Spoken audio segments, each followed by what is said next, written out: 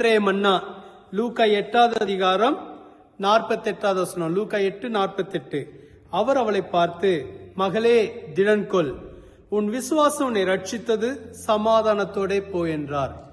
இயேசு பெரும்பாடுள்ள ஸ்திரீயை பார்த்து இந்த வசனத்தை சொன்னார். மகளே திடன்கொள், உன் விசுவாசம் உன்னை ரட்சித்தது, சமாதானத்தோட போ.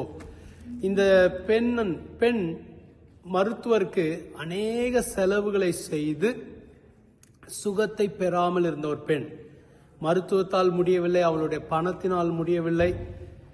ஆனால் அப்படி முடியாதவைகளை அந்த பெண்ணோட விசுவாசம் முடிய செய்தது. இந்த பெண் இயேசுவிடத்தில் வந்தால் அவருடைய வஸ்திரத்தின் ஓரத்தை தொட்டாயிலும் சுகமாவேன் என்ற விசுவாசத்தோடு வந்து இயேசுவின் வஸ்திரத்தை தொட்டபோது அப்படியே சுகம் கிடைத்தது. உங்களுடைய வாழ்க்கையிலும் உங்களுடைய விசுவாசம் கூடாதவைகளை கூட செய்யும். ஆகவே சோர்ந்து போகாதீங்க.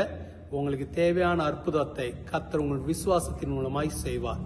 பெரும்பாடுள்ள ஸ்திரீக்கு செய்தவர் உங்களுக்கு செய்வார். ஜெபிப்புமா. எங்களை அதிகமாக நேசிக்கிற நல்ல ஆண்டவரே, விசுவாசத்தோடு வந்து உம்முடைய வல்லமையை பெற்றுக்கொள்ள விரும்புகிறோம்.